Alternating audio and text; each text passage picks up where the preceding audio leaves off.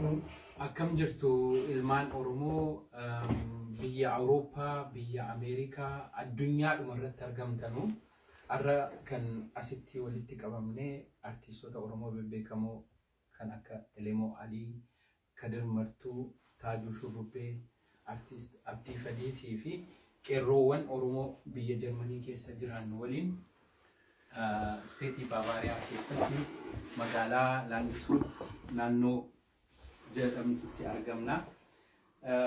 Dhimminu asitti walitti qabamnee fi garasitti amma ni deemna.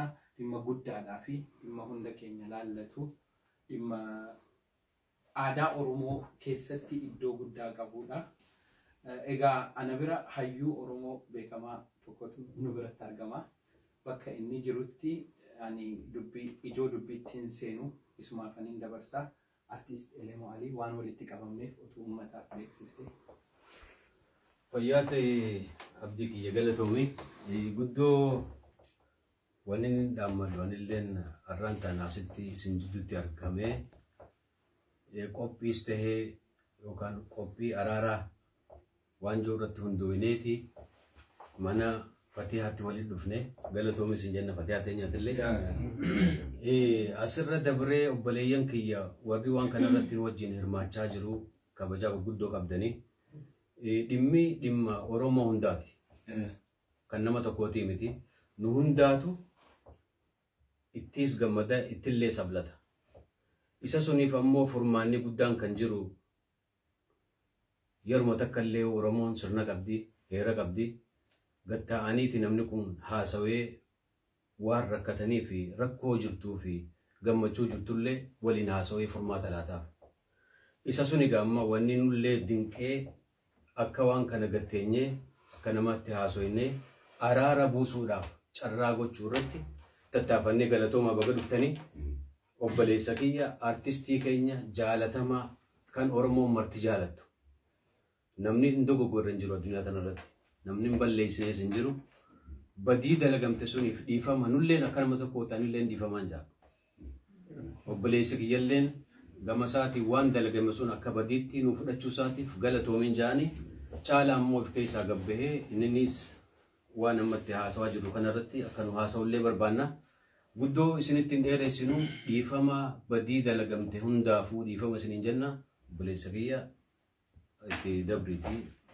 Ayyee kabajamoo wallisaa keenya guddaa Dr. Elemoo Aliitii fi akkasumatti hundee isaa lafa Jarman keessatti hayyuu keenya guddaa obbo Abdiidhaa wajjin akkasumatti haadha manaa isaatii fi akkasumatti artisti gartee Abdii Xayyibaaqoo akkasumatti artistii keenya kabajamoo guddoo Abdii Fadees akkasumatti aktiivisti Saadii fi akkasumatti aktiivistii keenya hayyuu Oromoodha akkasumatti wallisaa keenya kabajamoo Taajuu Shurrubbee akkasumatti gartee kabajamtuu ulfaattuudhaa fi tangana kana keessatti illee haala gartee wanni kun itti qindaa'u goote kabajamtuu adde Fatihaa baay'ee galateeffachaa maqaa uummata Oromoo kabajamaadhaan akkasumatti illee Iliyaas hiriyaa kiyya kabajamaadhaa fi tiksaa kiyya akka gartee Ingilizirraa wajjin dhufne wajjin ta'uudhaan gaa amma gartee akkuma isaan ja'anitti Oromoodhaaf jecha Oromoodhaan wal dhabeetiin jira. Oromoodhaaf jecha Oromoodhaan wal dhabeetiin jira. Isa kanammaas dhiifama hoggaa gaafannu olaantummaan osoo ana ka gaafatuttis hin dhagayamin isa dhiifama naa godhuttis osoo olaantummaan hin dhagayamin kaayyoo uummata Oromoo irratti bu'aa bahii dararaa guddoo uummanni kun waan ragaa taanee jiraniif dararaa guddoo geessisaniif jeequmsa sammuutu jira. Jeequmsa sammuu sanis wanni fide adeemsa siyaasaa uummata Oromoo isa wal dhawaadha. Inni wal dhawaan kunis beekumsa waan nuti hin qabneef barumsa waan hin qabneef waan san keessa jaalala ilmaan Oromootiin lixuudhaan dogoggorri sun dhibbaan dhibbatti uumameeti jira. Dogoggorri uumame sunis obboleeyyan kiyya ilmaan siikoo mandoorratti uumame. Ilmaan siikoo fi mandoorratti uumame jechuun ilmaan Oromoo hundarratti uumame jechuudha. Anarrattis uumame jechuudha. Siikoo wanta uumame jechuudha. Kana waan ta'eef jeequmsa sanirraa ammaas gara dhiifamatti maaltu fide yennaan haalli siyaasaa adeemsisaa akka duraanirraa amma wayyaawaatii dhufe. Dhiinni ilmaan Oromoodhaa yeroo baay'ee akka artistiin ilmaan Oromootti hubatuu fi akka gartee namoonni biraatti hubatan garagara. Artistiin akka malee ilmaan Oromoodhaa jaalata. Itti dararame maaliif qabeenya keenya waan taaneef ilmaan Oromoo kun itti hiyyoomne waan ta'eef itti jiruu keenya dhabne waan ta'eef wanni hedduun tokko simacheessa. Haalli ammas muuxannoo Facebook irratti wanni arginu wanni gamaa gamana deemu kun sammuu keenya waan nu rukuteef nuti biyyarraa waan dhufneef dhiini dhangala'ee dhiini qeeroo bilisummaa Oromoodhaan inni dhangala'ee sunii fi wanni harkaa guddannees dhiiga waan ta'eef dogoggora akka malee keessa buune. Isa kanaaf dhiifama guddaa gartee hawaasni siif ofi mandootis uummanni Oromootis akka gartee maqaa isaa kabajamaadhaan Ramadaaniin isas deemaa jira dhiifama akkanaa godhu maqaa kabajamtoota kanaatiin nin gaafadha maqaa kabajamtoota gootawwan wareegamaniitis nin gaafadha maqaa kiyya kabajamaas nin gaafadha. Akka kanaa. Qabxii isa dhumaatti deemuudhaaf warri kaan yoo yaada qabaatan itti da'uu dandeessu. Sagantaa iftaanii Apriilii 13 magaalaa Nuurambarg irratti gaggeeffamu koonsartii araaraa akka ta'u jenneerraa isarratti immoo hundi keessanuu argamtanii jaalalaaf gammachuudhaan akka waliin dabarsinu dhaamsa koon anis dabarsuu barbaada. Galatoomii artistii keenya Kadir Martuu weellisaa keenya fayyuu keenya Elemoo Alii hundi keessanuu galatooma yoo yaada qabaatan hundi keessanuu hedduu galatoomati. Anis yaada gabaaban qaba waa'ee araaraa kana ilaalchisee hanga wanti kun koonsartiin kun qophaa'e irratti dhugatti hedduutti dadhabnee jirra keessumaaf Abdii Fadis Sa'ad Ismaa'il Abdii dhugatti waan kana irratti hedduu yaadaa turre maaliif jennaan Elemoo Alii jechuun nama dhugatti hayyuu Oromooti. Hayyummaa bira dabree nama agartee sila irra jeneraalummaadhaan sila irra moggaafamu keessaa nama tokko. Maaliif jennaan qabsoo bilisummaa Oromoo irratti karaa walleetiin, karaa gargaarsatiin, karaa humnaatiin yeroo dheeraa nama dhugatti asmaratti deddeebi'aa ture jechuudha. Keessattuu qabsoo Oromoo keessaa yeroo namni galetti artistoonni hundi keessa galanitti baay'atee jechuudha. Inni gitaara isaa qabatee gizee adda addaa achitti deemaa ture. Kanaaf koonsartii kanarratti uummanni keenya akka irratti argamu tariitii nagaanis akka koonsartiin kun qophaa'ee akka inni dhumatuuf yaalii godhaa turre. Yaalii kanarratti itti milkoomna jedheetiin yaada dhibbarraa dhibbatti. Haa ta'uuti ammoo artistiin keenya jaalatamaa fi kabajamaan Kadir Martuudha.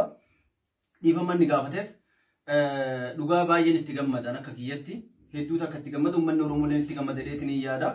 Haa ta'uuti ammoo tunoo wanti yeroo agartee namni gaafa waan takka sooshaal miidiyaa kanarratti dubbatu ka bukeessu waa hedduutu jira jechuudha. Namoota adda addaatu bukeessaa jechuudha. Tokko abbichi yaada baatee ka bukeessu ammoo tunoo waan san baay'eedha jechuudha. Ka bakka maqaan dhaameef sanirraa dhalatee fi yookaan agartee ilmaan sun koomandoo keessa dhalatee fi kan dhalatillee ka bukeessu waan kan hedduudha jechuudha. Kanaaf wanti nuti barbaannu zamanni amma nuti keessa jirru kun zamana Oromoon itti dhiifama walii godhe jechuudha. Hanama ajjeesee biyya keessatti kan itti dhiifama walii godhe jechuudha.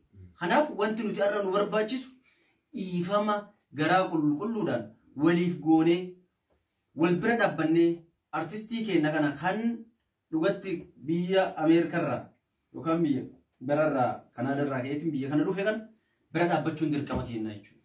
Maaliif ilmaan Oromoo biyya Jarmanii keessa jiru hundu wanni nuti Oromoo walittiin beekamtu wal gargaaruudha jechuudha.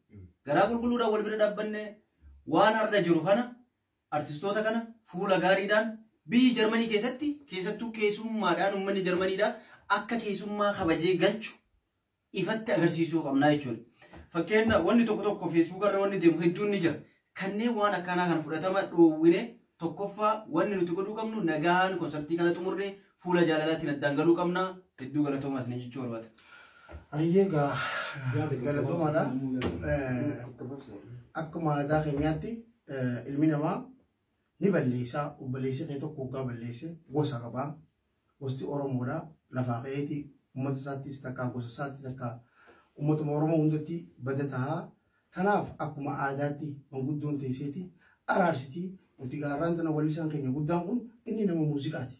Nama muuziqaati artistii beekamaadha jaalatamaadha. Sababa gaajiruu baqaa tanaan istirasa keessa galee biyya Ingilizitti kophaa mudachuudhaan haala adda addaa keessa seenuudhaan mucaan kun rakkoo hedduullee dabarsee san keessa dallee dabree kana gartee hawaasatti balleessee jira. Kanaaf akkuma aadaa teenyaatti uummanni Oromoo bal'aan nuti bikka keessanitti gartee manguddummaadhaan teenyeetti gartee wanta jennee garaarraa fudhatanii akka obboleessa keenya Kadir Martuudha dhiifama gootaniif isiniin jenna.